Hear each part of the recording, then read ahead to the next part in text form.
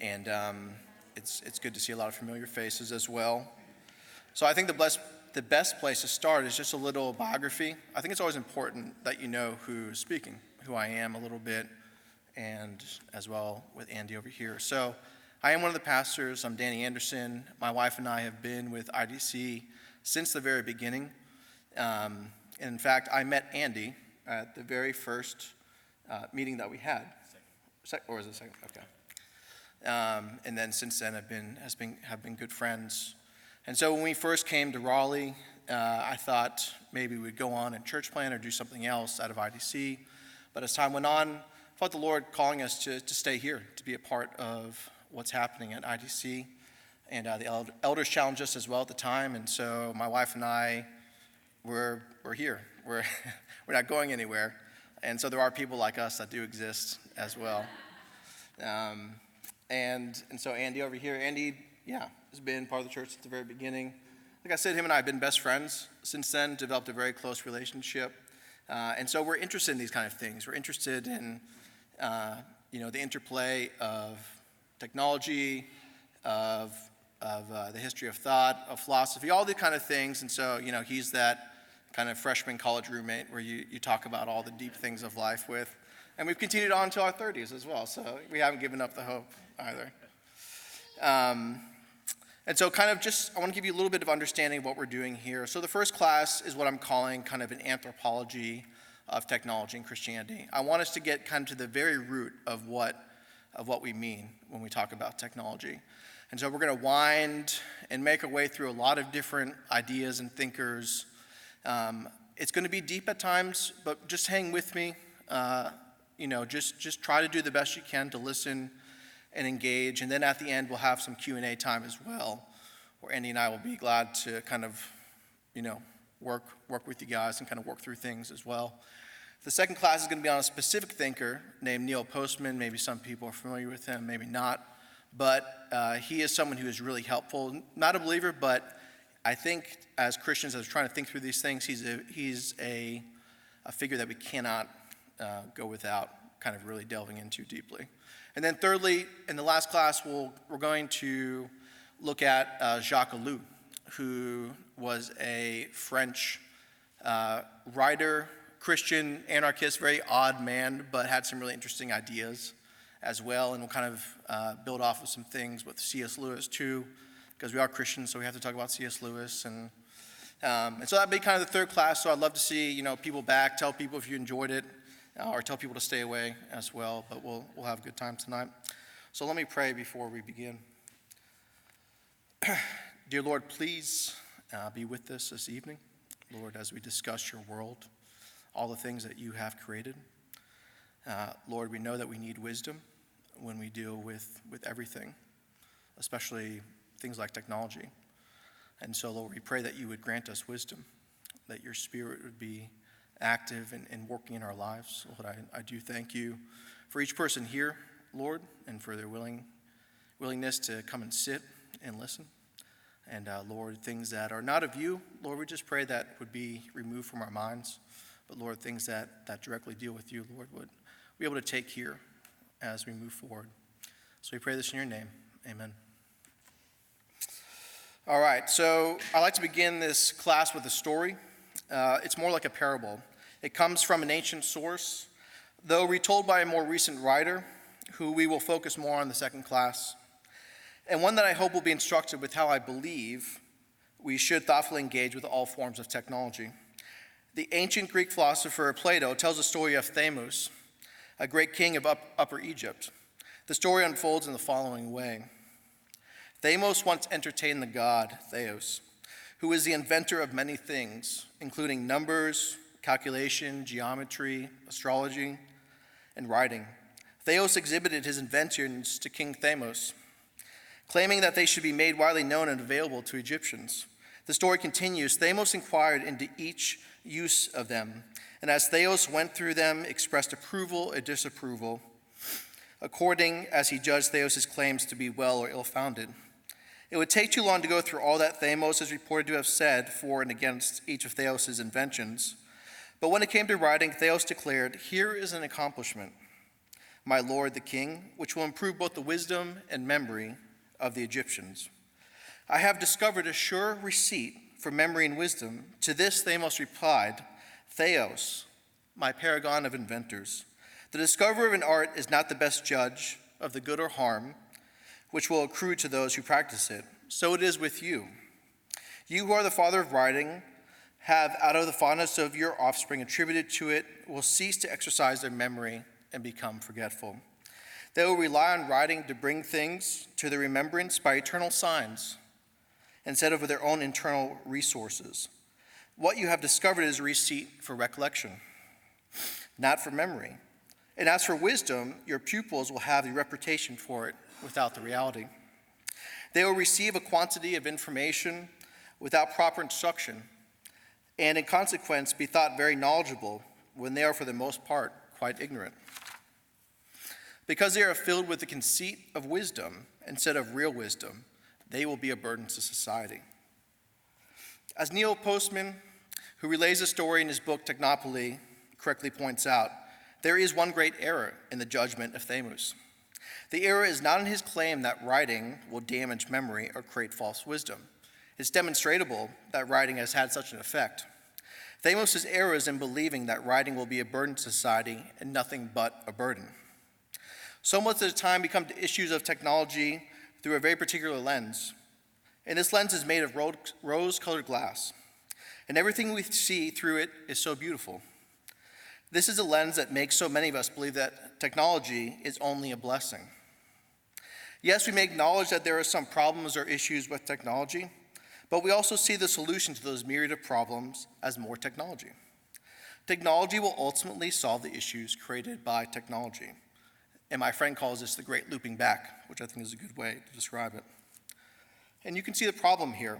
We now seem stuck to be in this eternal loop of technological false messiahism, where technology is supposed to save us from a particular issue, but it only ends up creating a new series of problems or amplifies an already existing problem to make it worse.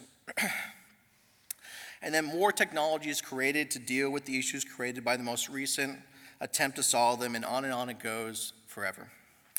And because our culture and society and world have bought into the salvific and messianic message of technology as a progress for only good, we never seem to learn or approach coming technology as anything other than a blessing.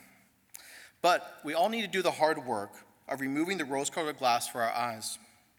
But we're not removing one set of lenses for a wholly opposite kind, where we put on a glass darkly, where we view technology as all evil with little to no good, where we swear off all technology, attack the machines with hammers, and go off the grid and build a cabin in the woods of Montana.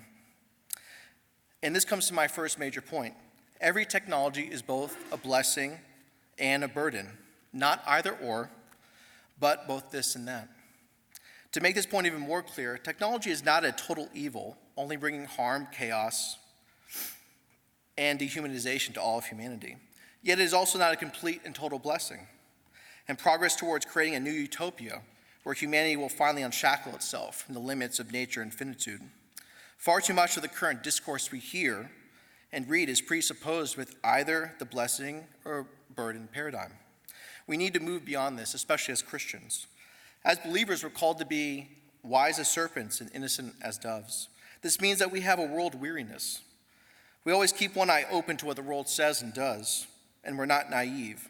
Because of sin entering this world through our first mother and father in the garden, the noetic effects of sin have continued to ripple through every single human being born into this world, along with every macro and micro part of this natural world.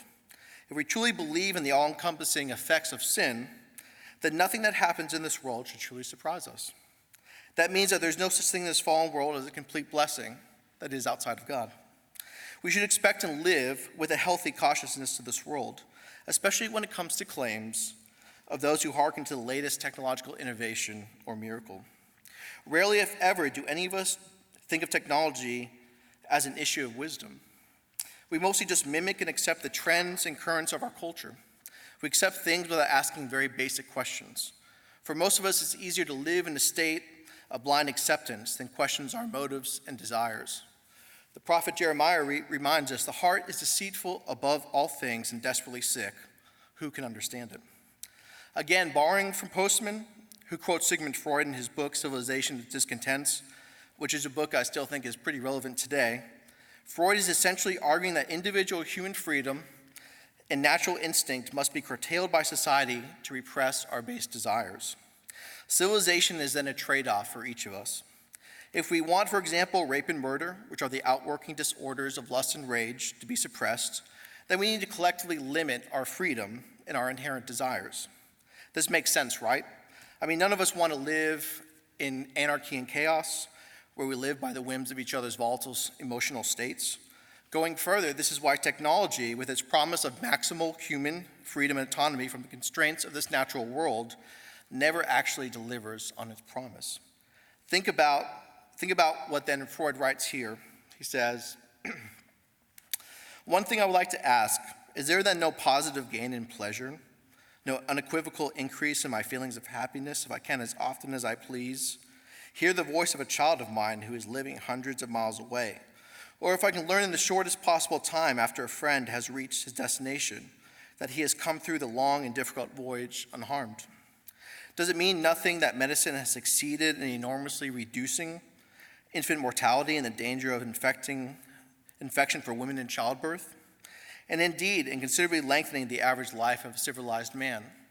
Freud then counters himself and he says, if there had been no rare way to conquer distances, my child would never have left his native town, and I should have no need to telephone to hear his voice.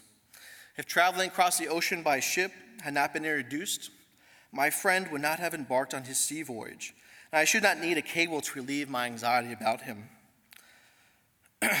What is the use of reducing infant mortality when it is precisely that reduction which imposes the greatest restraint on us in the begetting of children? So that taken all around, we nevertheless rear no more children than the days before the reign of hygiene, while at the same time we have created difficult conditions for our sexual life and marriage. And finally, what good to us is a long life? It is difficult and barren of joys, when it is so full of misery that only welcome death as a deliverer. Do you hear what Freud is saying? He's echoing the same message as the Egyptian king Thamos. From early in the lecture, he's saying technology is both a blessing and a burden. It's not neutral. All of us are greatly affected and shaped by technology. In fact, we are being remolded down to our deepest core of who we are as humans, and we can't escape its effects. Think for a moment about the example that Freud gave of the anxiety he feels waiting to hear whether his friend made it safely from a long ocean voyage. This is natural, right? I mean, none of us want our friends and family to die. We love them. Our hearts have been knitted together, and we desire the best for them. When our hearts are not fed by the warmth of personal intimacy, we begin to long for them. We desire to be physically present with them. The anxiety that Freud mentions is one of a noble concern. We as finite humans do not know the future and the fate that awaits any of us. Therefore, we can easily become distressed about the potential what-ifs. What if the ship sinks? What if my friend falls off overboard? On and on we can fall into a pit of never-ending anxiety. Do you see then how technology can help us solve the problem of crossing a great and dangerous ocean, which is a momentous achievement for all of mankind? Yet this same human triumph has led this singular person to carry a burden and anxiety over the loss of a dear friend. We have mastered the ocean, yet we have been made more sad because of it. And I know we all feel this in our own lives. We may not be able to verbalize it, but we feel the existential angst of technologies increasingly invading every aspect of our lives. I believe this is the major contributing factor as to why we're seeing an increasing rise of depression, suicide, and anxiety, and more studies are backing up this real data. We are inundated with a cacophony of noise, like a fire hydrant, and we have developed very few filters or defenses to stop it from colonizing every aspect of our inner lives. We have willingly invited technology into every minute aspect of our lives with the hope and promise that it will help solve all the mundane, inefficient, and boringly human problems we want to rid ourselves of. We hoped that it would make us into better people through the use of techniques and algorithms, a new man and woman. And when technology inevitably does not fulfill all the things it promised, remove all the things we thought were making us unhappy or inefficient, and instead we are being left with a whole new set of issues to contend or cope with. This is a continual recipe to leave us in an emotional state of near psychic exhaustion. Our base emotional defenses that normally protect us from feeling continually overburdened from the torrent of life in a fallen world have been overrun. We're all running on fumes. No longer are you made anxious by your friend's long ocean voyage, but now through the advent of smartphones, and especially social media, you are made to give constant attention to instantly process through your emotions, second by second, about every post, tweet, photo, etc. And you are made to care about both intimate friends and complete strangers. Do you see how emotionally unnerving it is to be in this constant state of inner flux, where we are processing and shifting through our feelings and then being forced to internally develop responses and reactions to the hundreds and thousands of things that you give your attention to? A truism, I think, is attention is finite, and you will be made to care. And when you end up never having enough time to be still and quiet for a moment, to cathartically work through your emotional state, and we know that we need rest from all the noise, but we have ironically, with enthusiasm, made ourselves into unhealthy people, which I would say is a direct result of our sinful, self-destructive natures. And this brings me to my second major point here. We don't shape technology, technology shapes us. So in this portion of the lecture, I want to examine all the things that are happening behind the scenes, so to speak. I want to examine some of the historical and intellectual currents and background that have contributed to our collective inability to deal with technology in a wise and healthy way. But I first want to step back for just a moment here and define specifically what I mean by technology. I think it'll be helpful for us moving forward that we're all on the same page. So you can find simple and complex definitions of the word technology. And so a simple definition comes from a quick Google search. It says, technology is science or knowledge put into practical use to solve problems or invent useful tools. That's pretty simple, self-explanatory. So basically then, technology includes all tools, machines, utensils, weapons, instruments, housing, clothing, communicating, and transporting devices, and the skills by which we produce and use them. Going further, Jacques Ellul, who we'll be learning more about in the third class, gives a specific definition of technique as a totality of methods rationally arrived at and having absolute efficiency for a given stage of development in every field of human activity. So absolute efficiency is a good term for us to remember. Technology is very much the methodical pursuit of removing humanity's inefficiencies. We are purposely trying to remove ourselves from the sinful ravages of this world. And so, as I mentioned earlier, with sin entering this world through Adam and Eve in the garden, the noetic effects of sin rippled through every element of this planet. Nothing worked as it should have. Everything began decaying and dying. Animals attacked, rivers flooded, volcanoes erupted, insects tormented, and plants pierced our skin. In Genesis 3:17 through 18, God tells Adam and Eve, "Cursed is the ground because of you. In pain you shall eat of it all the days of your life. Thorns and thistles it will bring forth for you, and you shall eat the plants of the field." Nature is cursed. Thorns and thistles. Pain is now our normative human experience. And our imperfect fleshly bodies do not like pain, and they'll do almost anything they can to avoid it. It may sound crazy since all we know is nothing else but a fallen world, but technology is a direct result of the fall, as we must now use the material world and shape it, since we are trying to protect ourselves against nature, which is now trying to kill us. It's quite a nightmare, isn't it? You can imagine the most rudimentary thoughts of the first humans who began experiencing the harsh brutishness of life. Through observation and experimentation, started thinking of what materials to use around them to defend themselves. You can imagine someone saying, "This hairy beast tried to eat me the other day. Luckily, I escaped. Now let me fashion together something hard, like wood or rock, and make it sharp like this animal's teeth, so as to penetrate its outer skin and make it no longer able to kill me." Genesis 3:23 says, "Therefore the Lord God sent him out of the Garden of Eden to work the ground from which he was taken." Adam now had to work the ground. Before in the garden, everything worked together in perfect harmony. Now, everything withered, died, and fought to survive. How did Adam work the ground? Did he use his hands, or did he begin to use the natural world around him? Scripture doesn't specifically say, but I think we can infer that Adam, then Cain and Abel began to adapt, innovate, and create tools to help them till the soil, beat back the weeds, and try to remove and distance their bodies from experiencing direct and unnecessary pain. I think it's important that we recognize how technology is a direct form of mediation, away from the harsh realities of life. Mediation is a process whereby we intentionally separate our bodies from the unforgiving hardness of material life. I like how Bernard Stiegler in Techniques in Time defines technology in two ways. He says, one, the pursuit of life by means other than life, and two, organized inorganic matter. In its most logical and basic form, this is true. Technology is simply a way for humans to organize and create a life from the surrounding material matter. And this definition is probably the one that I most identify with, at least when it comes to this lecture in class. It's a pure distillation of a complicated definition. But now let's leave behind definitions and go back to our major point of how we don't shape technology, and technology shapes us. So when we think about how technology shapes us, there are some fundamental questions that we need to ask. How did we get here? How did we get to this point where technology has become an accepted message of salvation? Why do we not inherently question the role of technology in our lives and society? What historical forces, philosophies, beliefs, and movements have shaped how we, specifically people living in the 21st century Western world, have come to this place?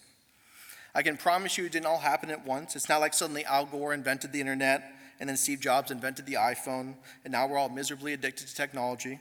No, there's something much deeper, and I believe much darker, going on. Alan Noble, in his book Disruptive Witness, writes about how, for us as people living in a Western secular culture, where the standard default worldview is materialism as the only reality, and belief in God is but a live option among many, we are all being continually conditioned, consciously and subconsciously, by the modern technological world around us. So imagine yourself when Al Noble sets this up. He says, consider for a moment what it's like to attend church on Sunday. You're awakened by an alarm on your cell phone, an amazing piece of technology and testament to the power of human mastery over the natural world. You eat eggs for breakfast. They come almost miraculously clean, large, white, in a carton that has been inspected by some government agency to ensure it's safe. The carton lists the nutritional composition of the eggs, along with a few words about their health benefits. Everything has been considered. You get dressed in clothes that were bought ready-made. You drive to church in a glistening, energy-efficient sedan with advanced safety features, and glance occasionally at the cars next to you in which people are completely preoccupied and content with the technology around them. As you drive through the city, everything you see appears as a work of human achievement. Stoplights, fire trucks, businesses, freeways, overpasses, and skyscrapers. At church, you sing songs, singing praises to God's provision, His mercies, His creation, and His grace. But everything you experience on the way to church, from the food you ate to the beauty you witnessed, testified to humanity's ingenuity and mastery over the world. So your experience of the world was a testament to humanity, not God, because everything you experience has conditioned you to look at the world and its physical laws. It makes sense as a self-sufficient, immanent world, even though you know that Jesus is our creator and sustainer. And so we experience life in this immanent frame, even as we confess that it is open to an outside transcendent force. I think this is a really brilliant description of what each of us experience on a typical Sunday morning. None of us usually think this deeply about our morning routines. We're just on cruise control. But we need to step back and see what we're up against here when it comes to how technology is shaping us. Everything we experience in our day-to-day lives speaks to man's ingenuity and triumph over nature. We've cut back the invasive forest, pushed out the wild animals, and armored ourselves against the unpredictability of the weather, for the most part. Man is now the master. And I know none of us are coming to church inundated with the exact lived experience described by Alan Noble. Have you ever wondered why I'm having a hard time worshiping God this morning? Maybe one of the reasons is that you're utterly surrounded by a culture and society that only espouses humanity's materialist technological triumph, where there's no transcendence, where we now reside within an enclosed Darwinian system. and universe, we have only a small window each week to break out of this disenchantment. And it's difficult at best to be enchanted by the transcendence of God's beauty and truth for only 2 hours a week. And I don't want to take away, each of our individual responsibility for sin, but subconscious conditioning is real. We cannot fight back if we're trying to swing with both our arms tied and eyes covered. There is a term that Alan Noble uses at the end of the passage, immanent frame. This is borrowed from the Canadian Catholic philosopher Charles Taylor, whose book A Secular Age is a tome of philosophical, historical, and sociological insight, exploring how the change in Western society from a condition in which it's almost impossible not to believe in God to one in which believing in God is simply one option of many. The term immanization means, and I think it'd be helpful just to kind of provide a definition here, the process whereby meaning, significance, and fullness are sought within an enclosed, self-sufficient, naturalistic universe without any reference to transcendence. It's a kind of enclosure. And this is what Alan Noble is referring to when he writes that we're all living in an immanent frame. Secular culture and society have a hegemonic message with its own set of doctrines, beliefs, habits, virtues, and values. Hint, our culture is not neutral. So how did this happen? Have you ever wondered how we went from belief in God being the default worldview of Western man to then today, where we believe in a transcendent God is just one of many options to make us fulfilled? So what switched for Western man? Up until a few hundred years ago, the common viewpoint of the Western world was basically Christian. Most people could not even consider a viewpoint without God. The culture has changed so that multiple viewpoints are now conceivable to most people. Charles Taylor believes that there are 3 reasons why we have seen this shift. So number 1, there has been an anthropocentric, which is the belief that humans are now the most important entity in the universe. And this is a shift in that we now conceive of nature primarily for people. So number 2, he says, is the idea that God relates to us primarily through an impersonal order that he established. We call this deism, and this is God as the watchmaker who stands back. And number 3, he says the idea that religion is to be understood from nature by reason alone. Essentially, this is the idea that man is basically good and a rational creature and has no real need for a real and transcendent God. And you don't have to have a degree in philosophy or theology to know that what Taylor is referring to is inherently true. We feel it within ourselves. We subconsciously feel its push and pull. We don't have time to trace, obviously, the thought of the Western world, but it is clear that the philosophical movement of the 17th century, known as the Enlightenment, is a breaking point, where we see skepticism towards God and the disenchantment of spiritual transcendence becomes normalized, until today, where it is now the default view. In his landmark book, Being in Time, Heidegger made the bold claim that Western thought from Plato onward had forgotten or ignored the fundamental question of what it means for something to be present for us prior to any philosophical or scientific analysis. He thought to clarify throughout his work how, since the rise of Greek philosophy, Western civilization has been on a trajectory towards nihilism. And he believed that contemporary cultural and intellectual crisis, our decline towards nihilism, was intimately linked to this forgetting of being. Only a rediscovery of being in the realm in which is revealed might save modern man. Now Heidegger is a controversial figure. He was a one-time Nazi and supporter of Hitler, though he did distance himself about halfway through the war and became more of kind of a private figure. And while Heidegger was agnostic, he did recognize the importance of presence, or what he coined Dasein, which can be translated as existence. So Heidegger draws our attention to technology's place and bringing about our decline by constricting our experience of things as they are. He argues that we now view nature and increasingly human beings only through technology. That is, we see nature and people only as raw material for technical operations. Heidegger seeks to illuminate this phenomenon and to try a way of thinking by which we might be saved from its controlling power to which he believes modern civilization has been shackled. We might escape this bondage, Heidegger argues, not by rejecting technology, but by perceiving its danger. So essentially, technology can be dehumanizing and destructive because it removes us from the full reality of what it means to be a finite human living in a particular time and place. Our presence has been transported through technology, and we are now made to see each other in this world through the filter of technology and not as it actually is. For example, when you're on social media, you're interacting, experiencing what I call a mediated non-reality. We all know this isn't like real life. It's not real in the sense that all we're getting is a particular millisecond of someone's lived experience. We're only seeing that moment when they stand behind a beautiful sunset at a tropical resort. What we don't see is all the real human effects of living in a fallen world. The same person is not Instagramming the fight they just had with their spouse or family, the anxiety they've been dealing with all day, or the crippling addictions they daily fight. All we see is smiles and filtered sunsets. We only see what someone wants us to see. This is why it's mediated non-reality. It's an illusion of the other. It's a carefully crafted image for the consummation of others. Do you see how this is a constriction of our experience of how things actually are? Can you see why living online is making us unhealthy people? Our perceptions become so distorted online that we are normalizing truly disturbing behavior. It's why you see children who are now 8 or 9 years old viewing pornography regularly. And by the time they're 12 or 13, you see them going from what I call standard images and videos to extreme scenes of BDSM, violence, and rape for satisfaction. We are becoming a truly sick and unhealthy society. Okay, so now that I've thoroughly scared all of you, so what is the solution here? Where do we go from here?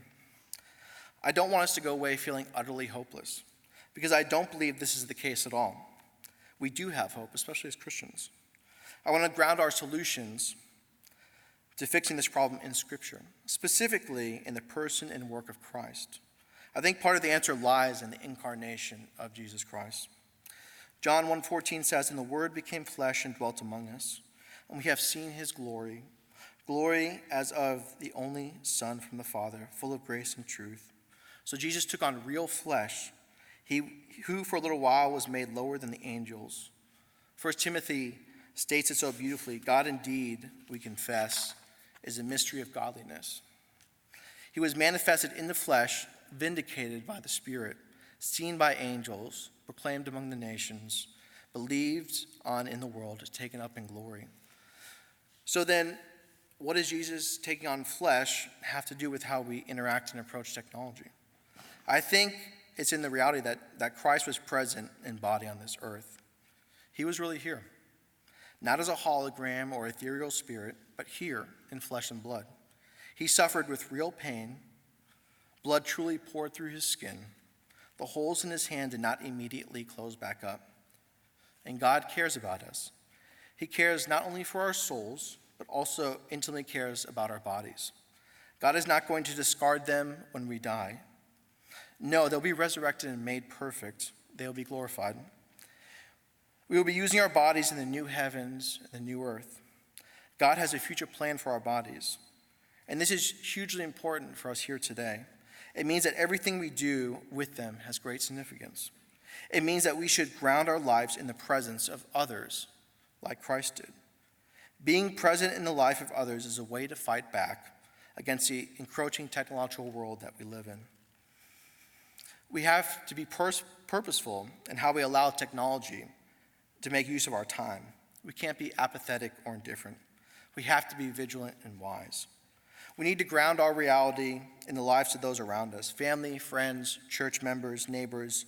We need to be present to their needs, rather than trying to mediate our reality through technology. We need to do as Hebrews 10 calls us to, not neglecting to meet together as is the habit of some, but encouraging one another. And all the more so as you see the day drawing near. This may seem basic and simple, but we know that this is not easy. It's why we need humility, to call on the Lord for help. It's why we need the Spirit to be working active to illumine our hearts and minds.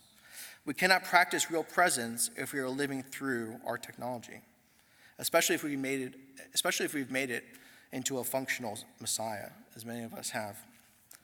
So I want to close by saying that I'm not telling each of you, I do want to close by saying that we're only scratching the surface here. There's so much more work to be done and so many more things to be said. And this work is not only to be done by pastors and theologians. We need the community of faith to be doing this work as well. It starts in our homes and churches. This is the first place to question our assumptions and beliefs about technology. Make your growth group a small pocket of real presence and resistance to the technopoly that we live in. Don't be afraid to be different from the surrounding culture around us, not just in morals and beliefs, but in the kind of thoughtful and careful way we are viewed by the outside world. And there's so much more to say, but we will, if God allows us, to continue this dialogue in the next two classes. And so, I want to thank you guys for your patience and for listening here. So, thank you. Yeah. Gosh, Shane. You want to hear from that? Yeah. So we did want to do a Q&A now, and love to hear people's thoughts or anything while we have time.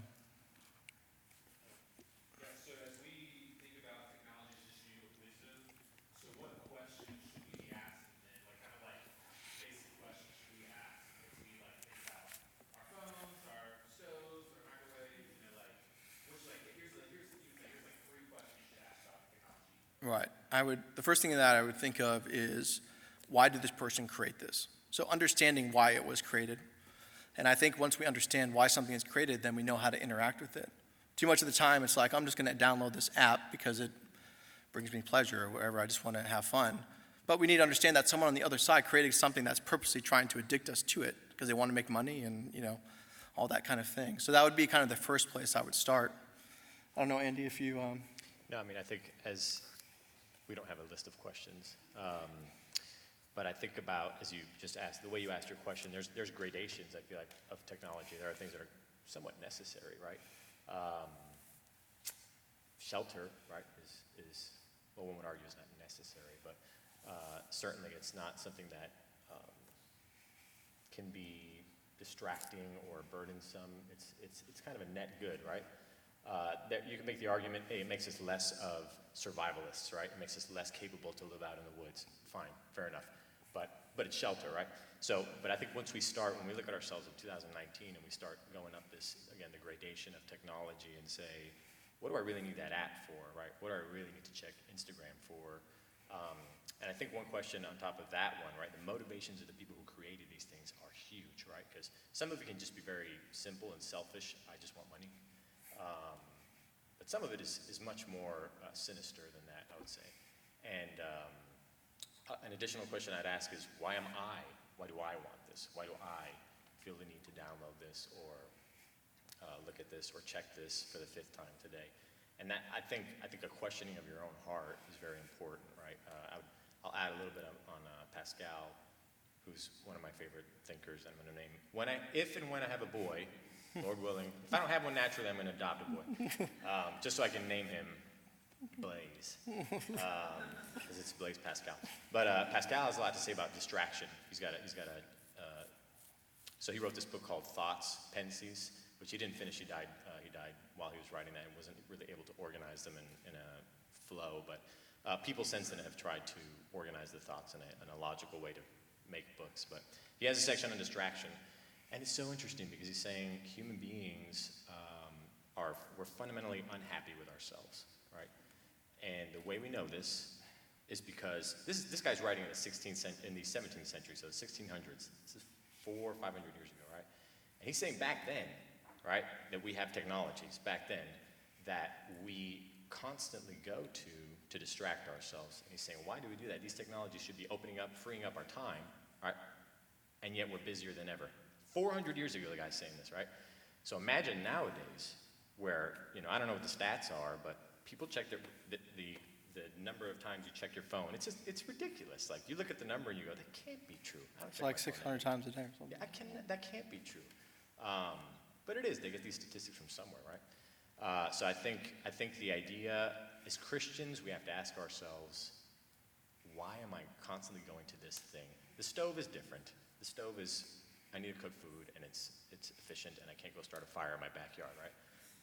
You could. Again, we could do all these things, and then you can learn how to be a great fire maker. Great. So the stove is taking from you the ability to learn how to make fire. Fine. But it doesn't make you a better person, though. Yeah, right. But there's a sense in which here we are. We have our surroundings, but specifically internet, phone technology, these things are designed, right, to truly distract and truly get at this piece of us that is fundamentally unhappy with ourselves. Because, right, we believe, especially as Christians, there is this, to use the cheesy line, God-shaped hole in our hearts, right? And so we're trying to stuff that with a million likes and a million pictures and a million interactions with our phones. Because, I mean, think about it. Sorry, I'm ranting, but people who know me know I rant. That's why I made him sit. Yeah. We get in, like, I'm sure you've experienced this. You get in an elevator, right? You're going up however many floors, and it's just you and this person, and it's like unbearable. And someone has to break and check their phone. Instead of saying good morning, instead of saying, crazy weather or whatever, people, for the 10 seconds they're going to be on this elevator ride, check the phone, skim, type, put it back down. You can make the argument that you're being very efficient and making the most of your time. Humanity has gotten this far, right, without having to do that. And I feel like I can make the counter argument pretty quickly that this is just you being with man is that he cannot sit in a room by himself. Right. And I think it's kind of an extreme statement, but there's some truth in that as well. That if we can't sit with ourselves, if we can't work through our thoughts and feelings as I talked about, like it's a problem, and we need to be able to do that. And not being able to do that really kind of unnerves us. And yeah. Walter was first. Sorry. Sorry.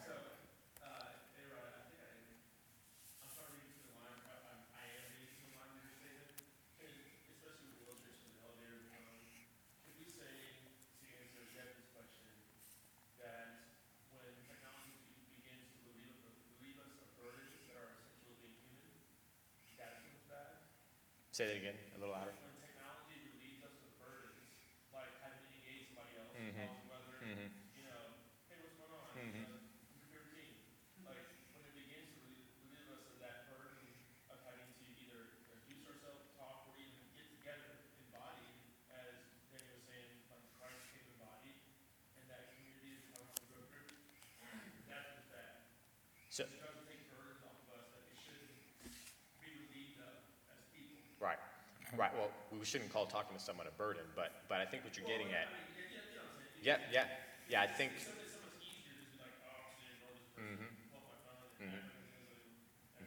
phone. A word he used in the lecture was mediation, and that to me, when I think about technology, I think about this thing, for better or worse, is mediating something. It's putting a new layer onto my reality.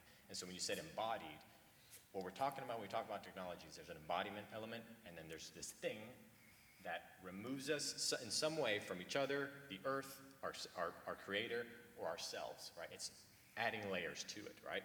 And so the idea of mediation is another kind of way I'd ask the question, right? Is this adding layers to something that I could probably have a little more direct access to myself as a human being and can tangibly engage with? Is it just adding, am I just wanting to add the layer because I'm uncomfortable with that, with whatever it is? Yeah, I don't think, it doesn't mean, Walter, as well, like each of those instances are sin, right? But there may be patterns that need to be removed from our life if we're using that to not engage with others for different reasons. And we want to live within our own, anxiety or whatever we feel, instead of seeing this person, seeing them, we want to make it, if we want to ground it again, would say, this person being made in the image of God, and then kind of going forth from that point forward and engaging with them. Yeah. Shane. So, I guess I kind of want to press you to make the other side of the argument, though, is that No. the cautionary tale would kind of lead to say, like, let's just all become Luddites, right? Right. We can remove the mediation, and we're at least safe, right? From being relieved of those burdens that are good. Like, I'm assuming you wouldn't go that far, but why not? Like, is there an ought to actually participate in the technology that would give us some kind of balance? Yeah, I guess I focused on the burden part the most, but there is, it just seemed, I only had so much time, obviously, but it also seemed like some of those things that are blessings are readily understandable by all of us. Like, it's so good that, if my head is hurting, I can just take, a pill and it relieves it. or I can go into surgery and not fear that I'll die most of the time. Like, technology is a really good thing. We obviously know that. We're, like, these lights are on right now, and, you know, Brett earlier was making some dark and some lights. Like, it, you know, when we really kind of step back and think about it, it is truly amazing. I think it's when we start to, like Alan Noble was talking about, when we just see all these things as man's ingenuity and achievement. And that's kind of the lens that we have. And so I think mostly that's where we live there very subconsciously. But I think we want to just kind of break out as much as we can consciously, say, no, this is, the Lord has created all these things, this is his, and the Lord has created man in such a way that he has the ability to create, because he's made in his image. And so that's where I want to kind of go off from. Yeah, I would just add, I think the intent of talking about technology this way is not to paint it in only a negative light. I think the heart of it is to be aware that it's not just always a net good or a blessing. And so as Christians, I think we set ourselves apart by being the people who ask the questions and say, what does this take from me? What does it take? Even the dumb analogy I just said, you brought up the stove, but the dumb analogy of going out and doing the fire, it is technically taking that ability from you, right? Taking the ability of being able to survive out in the wild. I'm just saying, in the most base sense, it's still taking something. Would I rather have the stove? Yes, everybody always is going to say that. Even the people back, 4,000 years ago who were doing the fire. Right. But just to be aware enough to ask the question, go, what is it taking? Because it is pretty much always taking something. And maybe what it's giving may be better, right? That's great. And then we ride with it, But Yeah, we want to live in this tension point, I think, as Christians, where it's like we always feel uncomfortable by the technology around us, not because we want to be Luddites, but because there's something going on where we want to be careful here, as I talked about. Like, we do want to have a weariness to all that is happening around us and be like, I'm really happy that this technology exists, but what does it also take away? And then if it does take away something, how do I have enough kind of foresight and understanding and wisdom to deal with it? And I think that's kind of the place that we want to live in. yeah. Yes. I think that, God also gave us an intellect. Yeah. And so God has given us the ability to have a brilliant mind. Yes, it's not that we did it, it's God gave us that intellect to create. Yeah. And so we obviously know the good, we know that lights and a stove, etc.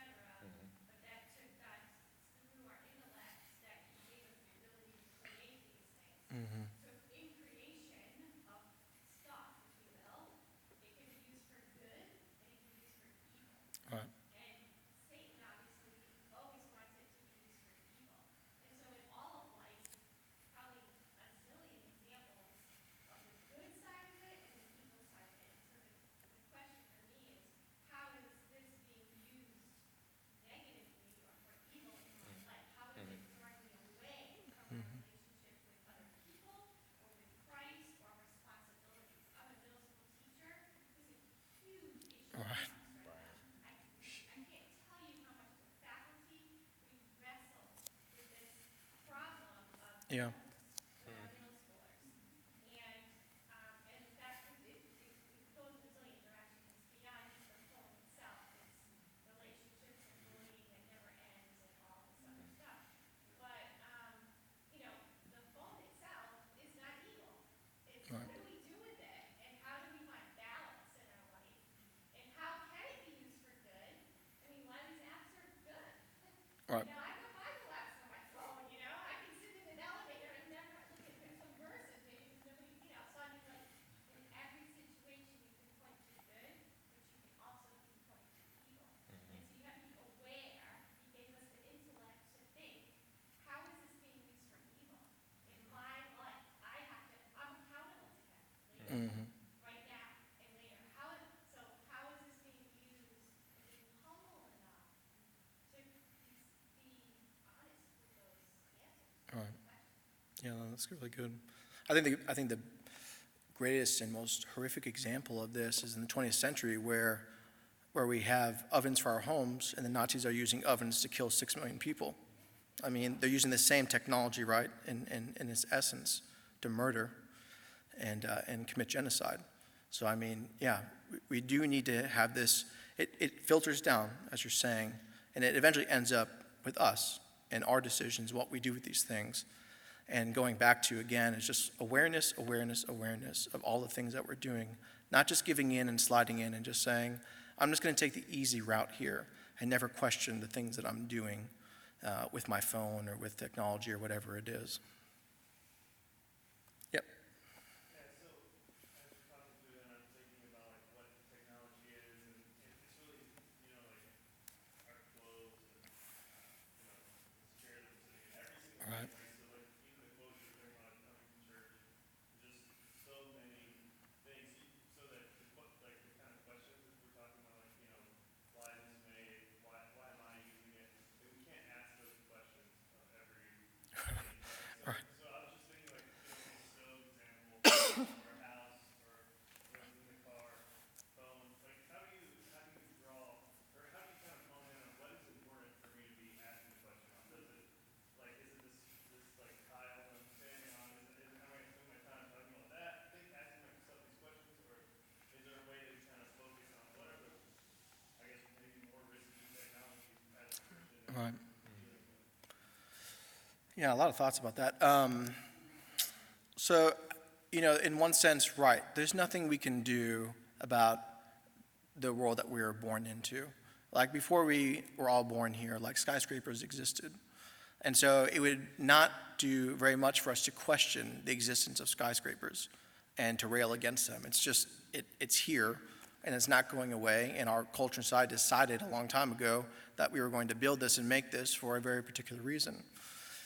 So, I think it is important to kind of work our way down, obviously, but at the same time it becomes complicated because what if we have a national referendum on an issue that affects all of us? Like in Britain, they're talking about banning all pornography, which is a very interesting idea, especially, Britain's not a Christian nation or anything like that, but they're talking about it as a health issue. And they also want to use it to kind of monitor people's activities and data. So it's like then we have to kind of step back and say, okay, yeah, I agree that we should probably ban pornography for a lot of reasons, but what if that means I have to give up a lot of my privacy even though I don't look at pornography? And so it becomes very complicated very quickly, and that's why we need to continually kind of evaluate, talk to people, kind of search through and find the things that are going to help us to answer some of these questions. And a lot of times I feel like we're not going to really know what to do with it until even afterwards. A lot of times with technology, it's not like we know all the things that are going to happen. Like when Facebook was invented, we didn't know all the horrible stuff that was going to come with it, obviously, or we would have stopped Zuckerberg from creating it. But now we know, and I think most of us are like, we wish that wasn't the case. But Yeah, I think, as you're talking, you bought me some time to think, but all I could say would be somewhat nebulous, and I appreciate the desire to make this as pragmatic as possible. But I think that is a complicated question, and I think that the way we get there is really, you said the word awareness, and so I think it's a disposition that you just have to start wearing.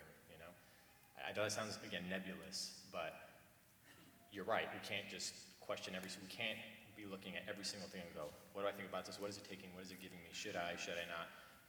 But I think, again, a general towardness as we move around in this world, that I'm not just neutrally engaging with these things, with the things around me. I'm a human being with a body and a mind and a spirit or a soul.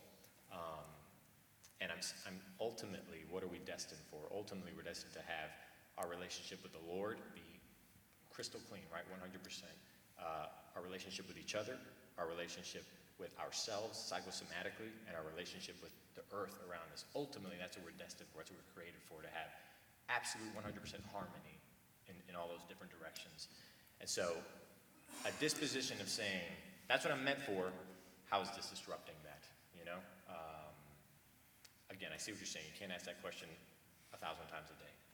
But I think once you start understanding what you're meant for, you'll turn around back, as you live in this world, And that will, I think, come naturally. I think it's kind of a habit is what I'm saying, that you build. Right. And I'm not saying I'm there. Yeah. I work for Cisco Systems. I work for a gigantic, if not the largest technology company. We are the backbone of the internet. That's what we are. So I understand the irony there, and I have my moral qualms, but right now I got a baby to feed, and so. It's funny. Just real quick too, this is a wisdom issue as well, because you're going to ask yourself, what am I giving the most amount of time to? I think that's probably where we want to kind of go towards as well, is what is taking my attention, what is taking my time, what is taking my thoughts captive. And those are the things that I really should probably be focusing on, not skyscrapers and other things like that, but like probably most directly for all of us, our phones, internet. Like those kind of things are probably the most interface that we have with technology that we really need to question everything we're doing with it. It's a good question. Yeah. How have you guys, like, in wrestling with this, how have you all implemented this, like, or applied it in your own lives? Have you all, are there certain technologies that you've chosen not to engage in or invite into your personal lives, or are there behavior patterns that you have specifically chosen to change, or have you seen any negative consequences of that, have you seen positive consequences of that? Yeah, that's really good. No, for myself, I know Andy will answer this as well, but about 4 years ago, I just asked myself a very simple question: why am I on Facebook? And until I can answer that question, I'm not going to go back on Facebook. And it's been 4 years, and I still have not had a good answer for it. So, I mean, in Instagram, the last 2 years, started to ask myself the same question: what is this actually giving for me and for my life? And I couldn't really find much of an answer that I felt like is a good use of my time. And again, I don't look at anyone who uses Facebook and Instagram as people who are sinning or anything like that. But for myself personally, it's like I want that time back. I find it's wasted for me. I mean, I'm still on Twitter because I think Twitter's useful for myself, for news and information, for people saying things, but it's also a cesspit. And it's a really bad place of discourse, and it's horrible. But at the same time, it's like, well, I do find some of it pretty useful for myself. So I'm not going to swear off all these things in my life. But for me, it's just I'm constantly working through these questions in my own life. Do I really need this? What is this for? What is the point of it? Should I get rid of it or not? And these are, to me, just very basic questions I try to answer all the time when it comes to these issues in my life. And then for myself, I set aside time where I don't use my phone.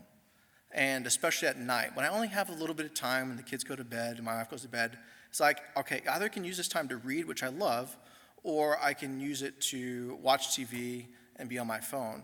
It's like, personally, I know that I'm more enriched by reading and I enjoy it. So I'm going to spend this time reading, and I'm just going to flip my phone over like it is now, and I'm just not going to look at it.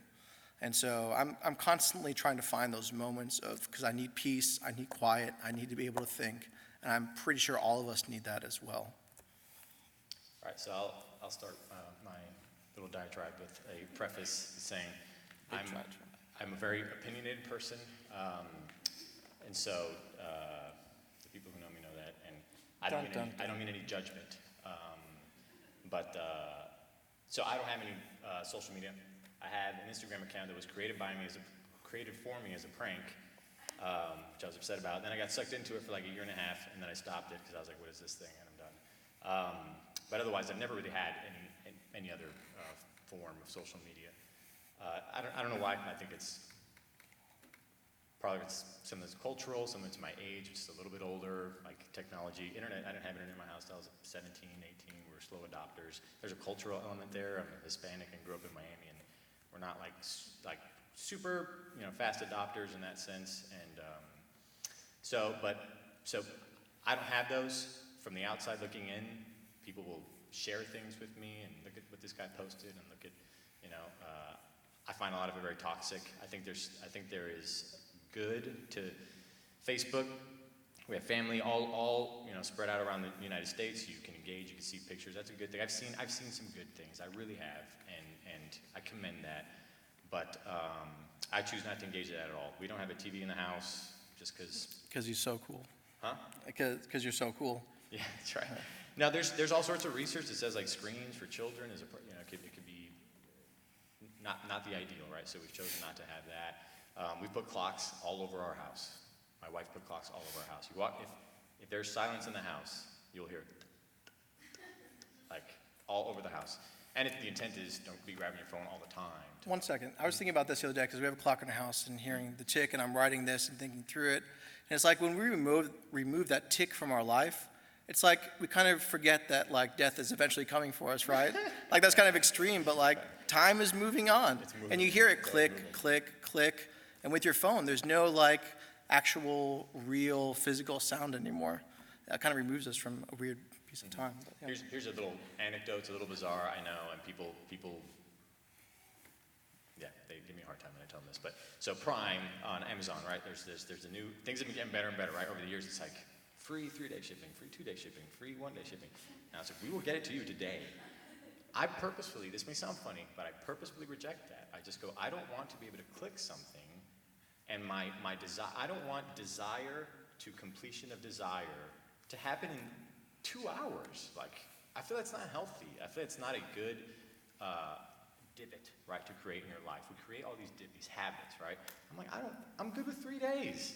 It's a little box of bungee cords. I don't need the bungee cords today, you know? And so it's the little things like that I've just, as I've read, again, Danny in the beginning, he mentioned that him and I've been interested in these things for a long time. And so we've read about this for many years and just talked about it. We really enjoy it. And so over the years, I've just become more and more kind of pulled back.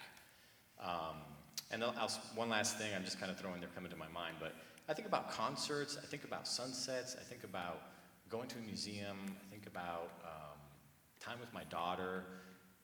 We always want to whip out the phone and memorialize these things to make sure, it's almost like we're telling ourselves, I want to make sure I had a moment, and I want to memorialize it by taking this picture. And I think it says something about our discomfort with just being in that moment. Forget about your phone. Be in the moment. Why is it so hard? Why do we feel the need to, I got to get a picture of this sunset? Are you really going to go back and stare at that picture for, you know?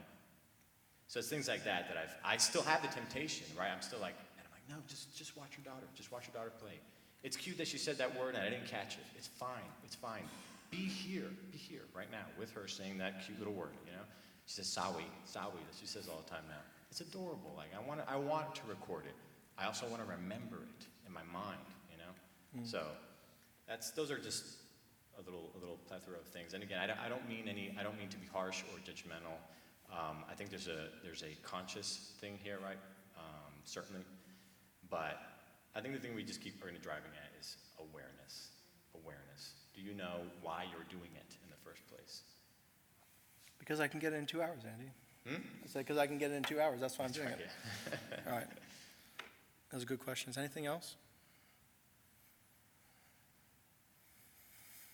All right. Well, I really appreciate it, guys. These are really good thoughts and good questions. We can always continue them. My email is danny@idcraleigh.com. Andy.Rodriguez. I don't have email anymore. Right now. I was going to say, I'm pretty sure you have emails still. It's a long email. But yeah, you guys can email us. I can make my lecture available as well if you want to read it. You're more than welcome to. And I hope to see you guys back next week. Thank you.